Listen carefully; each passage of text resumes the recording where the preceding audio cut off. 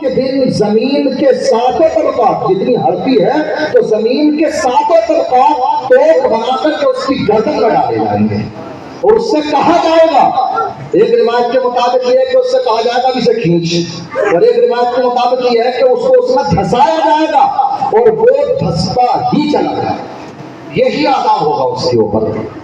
کیا آسان ہے معاملہ کہ آپ کتنے ہیں اپنے نبیگے کو دیکھ رہے نہ رسلیگے کو دیکھ رہے، بس میری تو یوں بات ہے، یوں رشوت دوں گا، یوں کام ہو جائے گا، میرا تو یوں ہے، غریبوں کو دبا رہے ہیں، ستا رہے ہیں اپنے، مگر یہ یاد رکھیں مالک یوم الدین، حساب کا ایک دن ہے، ایک دن انتقام حقیقی ہونا ہے، اللہ کی بارگاہ میں حاضر ہونا ہے اور ذرے ذرے کا حساب دینا۔ اس لیے انسان کہاں سے کما رہا ہے، کہاں پر خرچ کر رہا ہے، یہ بھی کل قیامت کے دن سوال ہونا ہے۔ تو کمائیوں کو جائز رکھیں، حراموں سے بچیں، اور کہاں پر خرچ کر رہے ہیں یہ بھی سوال ہوگا۔ معاملہ بڑا خراب ہے اس میں بھی، کہاں خرچ کر رہا ہے، کیسے کر رہا ہے۔ انسان شادی کا نمبر آ جائے تو عورتیں بھی کہتی نظر آتی ہیں، عورتیں بھی، جس کا کہ کوئی ایک لڑکا ہو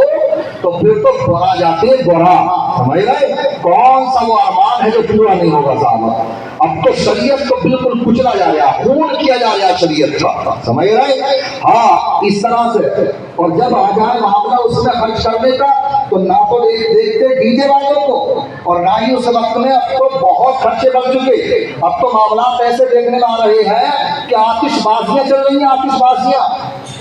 تو پیٹیاں کی پیٹیاں چلتی ہیں، سمجھ ایک مرتبہ اس میں تلی کھنچ گئی تو چاہے دلہن اس میں الجھ جا، دولہا صاحب الجھ جا، حاجی صاحب الجھ جا، سمدن الجھ جا، سمدھی الجھ جا، براتی الجھ جا، آگ لگ جا، کچھ بھی ہو جا، وہ پوری پٹاخہ جب تک پیٹی میں آگ نہیں لگ جائے گی جب تک اسے کوئی بجھا ہی نہ پائے گا۔ کتنے کی آ رہی ہے؟ سمجھ رہے، 10 15 20 ہزار روپے کی، سمجھ رہے۔ یہی وہ لوگ ہوتے ہیں کہ ان سے اگر کہہ دیا جائے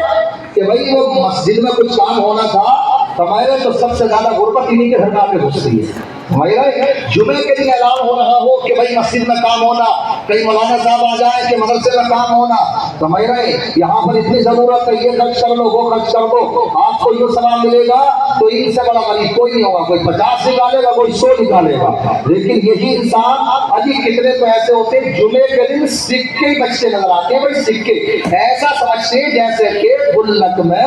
یہ کاسی کے سکوں کے علاوہ کاغذ کے پیسے ڈالنا یہ کوئی ناجائز اور حرام ہے۔ یہ 150 روپے اگر دے دیے تو یہ بہت بڑا ناجائز کام ہو جائے گا۔ یہ انسان کی سوچ بن چکی، آخر یہ کیوں نہیں نکلنا جیب سے پیسہ، پیسہ جہاں پر خرچ ہونا چاہیے وہاں پر خرچ کیوں نہیں ہو پا رہا، اور جہاں بچنا چاہیے وہاں پر انسان خرچ کر رہا ہے، آخر کیوں؟